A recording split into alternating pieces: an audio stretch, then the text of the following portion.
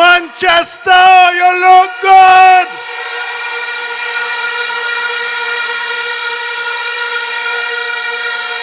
St. Elizabeth, you look good.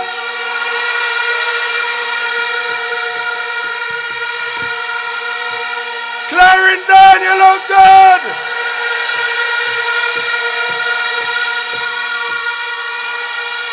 PNP, you look good.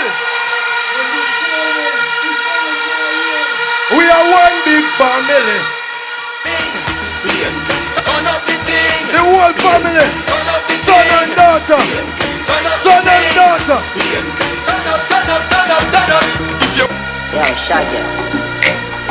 We are one family. Family. The People's National Party. Family. Sure. If I want to be a fern killer, me no believe in a fern killer. Family. I me say family. Me love me family, them to me heart. You the dearest one of them. Real to the end of the family. Comrades.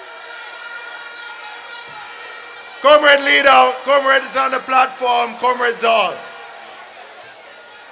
I want to deal with something right up front. I want to give a shout out to the PNP debating team last night for an excellent performance.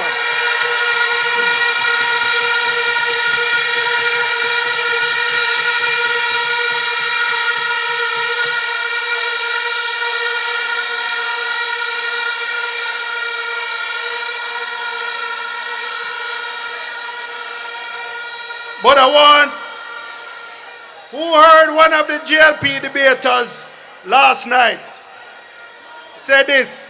He said, no one manages like the GLP. Well, I suppose it's true because their management is a national disgrace.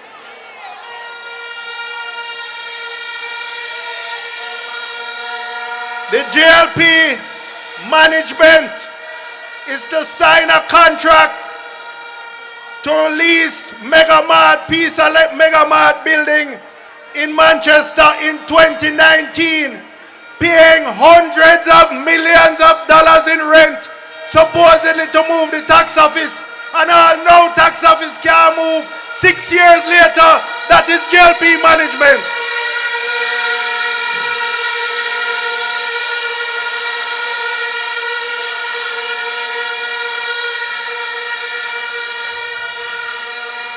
No one but the GLP could start refurbishing Cornwall for $2 billion, and 8 years later, them reached $24 billion and can't done. No one else could mismanage like the GLP.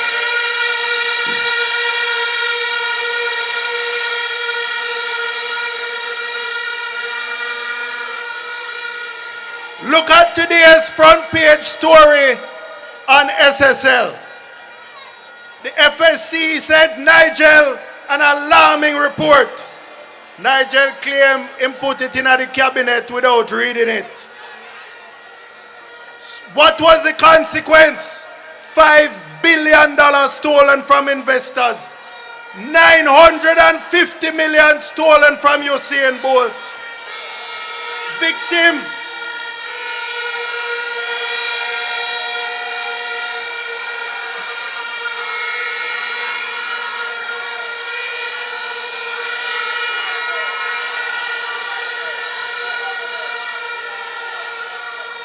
Victims may only get a few cents on the dollar.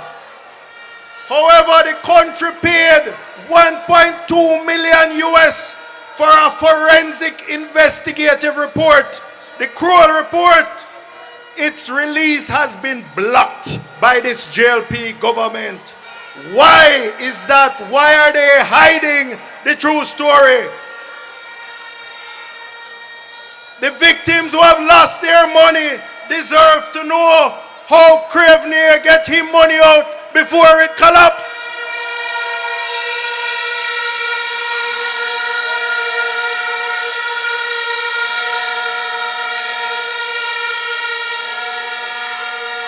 Just like how him did get him money out of Olint before it collapsed, and him get him money out of Cash Plus before it collapsed. What can go so?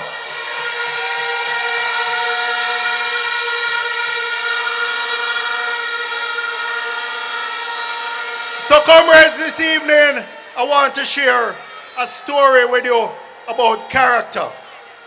The mental and moral qualities of the leadership of the Jamaica Labour Party.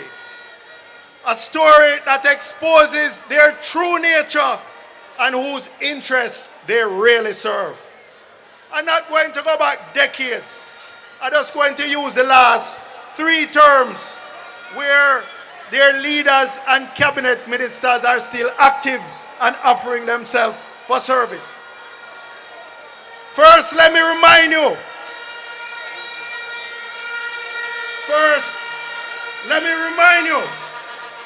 That Bruce Golding and his cabinet in 2007 to 2011 spent most of their time trying to defend and protect from extradition the criminal kingpin Christopher Dudus Cook, Andrew Vaz, all of them was part of that.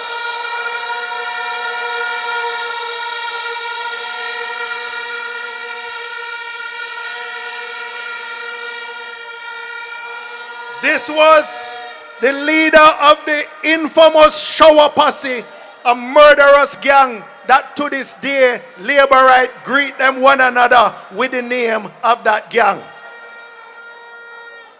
The only other distinguishing feature of that administration was their colossal mismanagement of the economy. They were so dunce that not only couldn't they pass the IMF test, them couldn't even sit the IMF test any longer.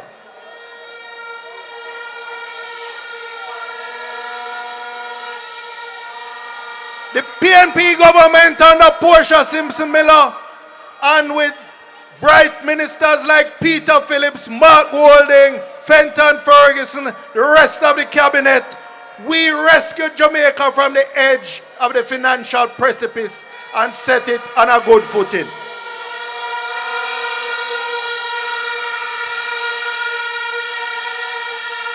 But what the young people are asking me today, they say, how come with all of that, you give the JLP a easy wicket to baton, a fiscal template to follow? How come the average Jamaican has not benefited from that? 55% of Jamaicans cannot afford a nutritious meal. The percentage of students passing 5 CXC with maths and English is way down than it was 10 years ago.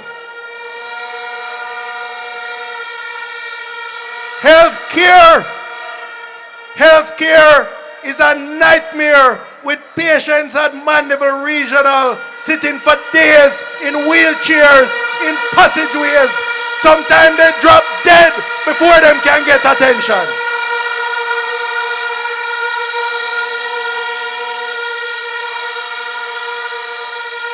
The maternal mortality rate there, mothers dying in childbirth, is 10 times what it was when the PNP was last in office.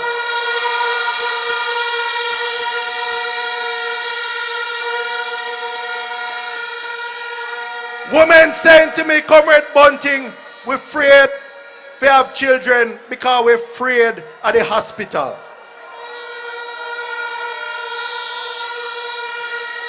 What explains these poor outcomes for our people?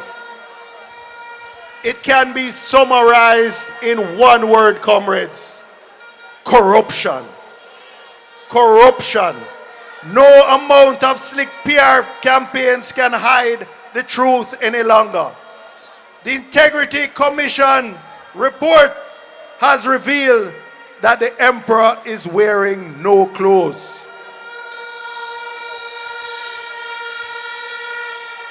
The final report into the statutory declarations concluded that a number of its findings are directly opposed to the established public virtues that a prime minister has a duty to uphold. What it is saying is that Andrew Holness is not fit and proper to be the prime minister of this proud Jamaica.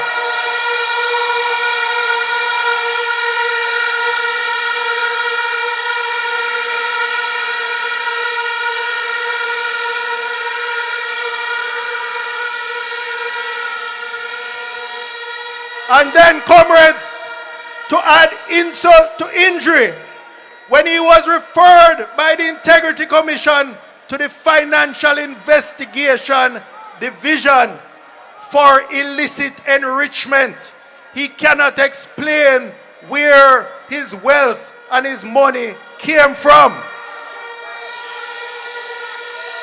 He then turned around and appointed his friend Dennis Chung to lead the FID. That is what in Jamaica we call a set-on. A set-on, a fix to ensure that the matter will be dealt with. But let me tell you something now about Dennis Chung.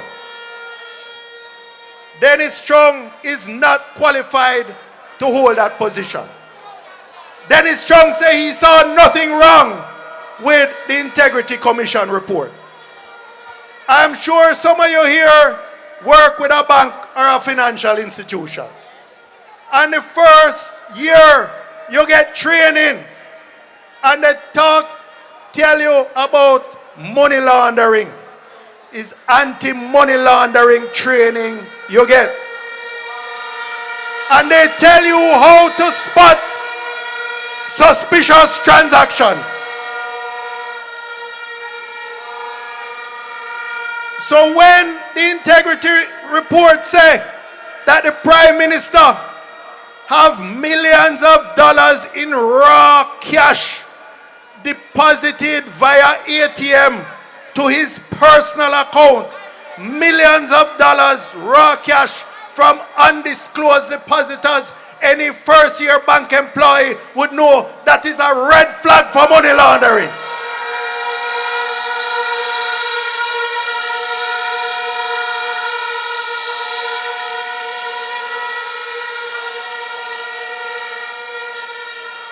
Then there's another stage in money laundering called layering, where you have multiple accounts and you have thousands of transactions with hundreds of millions of dollars going through those accounts.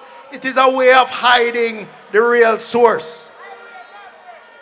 We read about that in the Integrity Commission report, Andrew's famous 28 bank accounts between him and his associated companies, 470 million passing back and forth through them, 3,000 odd transactions.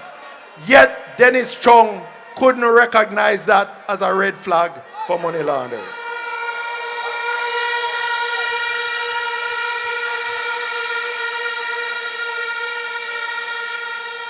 Dennis Chung has mastered. He has no forensic or investigative qualifications. He has a master's degree in see and blind, hear and deaf.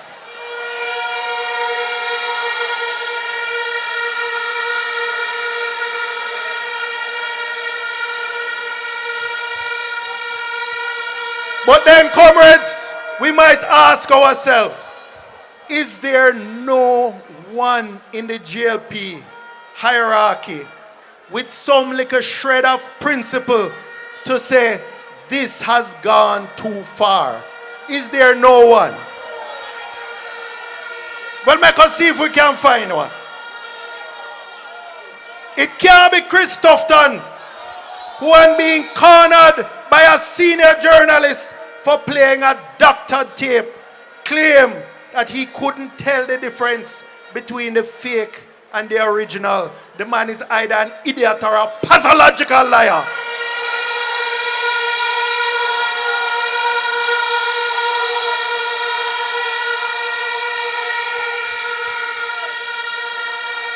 Make we look some more.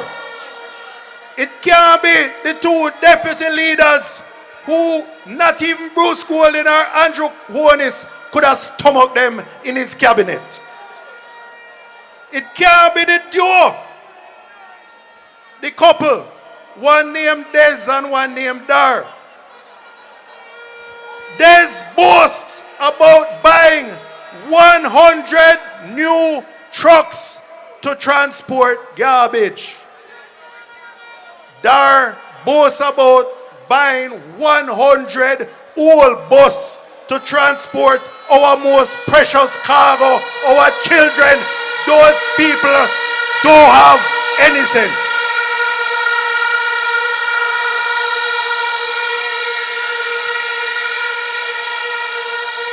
But let me take it down a notch now. Let me take it down a notch to get local. Because Jensek knows that all politics is local. So let's see, could it be one of the Manchester candidates? Could it be the one who parachuted headfirst into bellyful politics in Northeast Manchester?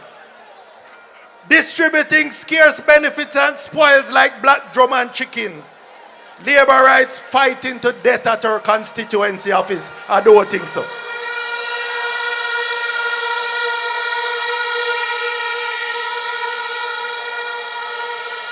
Or could it be the one in the south who proudly posts on social media pictures of him moving around surreptitiously at night, issuing fertilizer and God knows what else?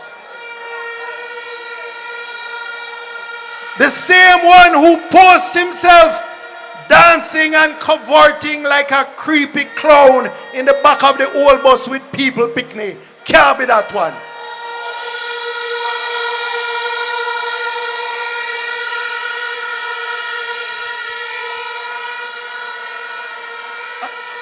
And Comrade Donovan, it certainly can't be the lady who served one term, take a few pictures, issuing a few drum of water and post on social media, patch to pothole and claim that she's the greatest MP in Central Manchester history.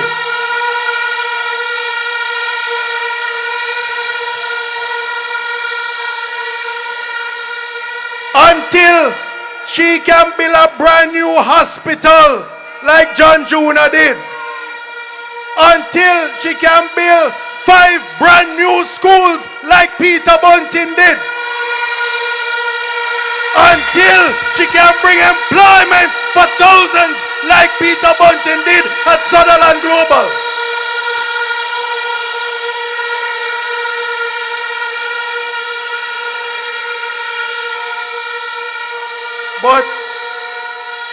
But take time with her. She under pressure. Nobody now wants to sit down beside her in Parliament.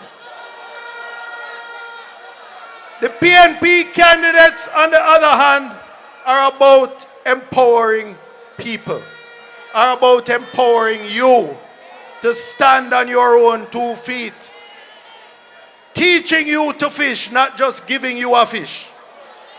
In South Manchester, for example, we offer a platform of development for all. Better public infrastructure, roads, water, lights, schools, clinics, internet, employment opportunities through training, and are assisting our farmers and business persons.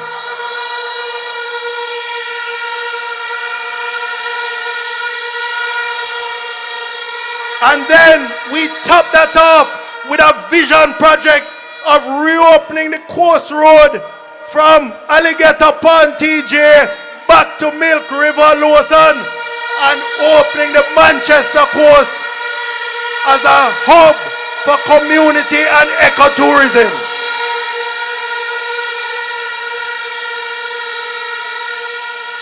Creating investment opportunities and jobs for our people. So comrades, on September 3rd, you have a clear choice. On the one hand is the PNP with a clear vision for Jamaica, where justice reigns and the education system leaves no child behind, where quality health care is available and accessible, and medication and supplies will be at Mandeville Regional Hospital and the clinics.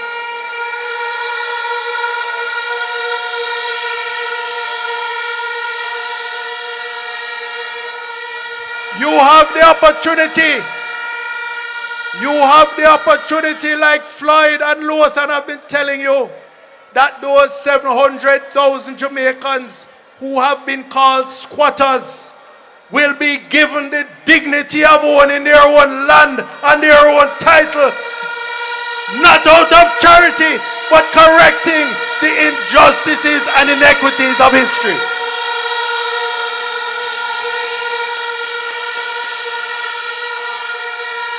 But on the other hand is a wicked and crooked regime which every 5 years offers you the crumbs from the tables of themselves and their cronies, treating you with contempt, keeping you poor and dependent so that they can control you easily at an election and ignore your interests for the rest of the 5 years while they eat food upon food upon food.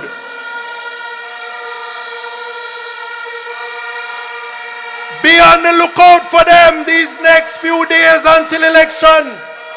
Look out for the big trousers man them who are benefiting from the corruption. Expect a parade of them through South Manchester. They hate me like poison because me not afraid of them, but them afraid to wear short pants.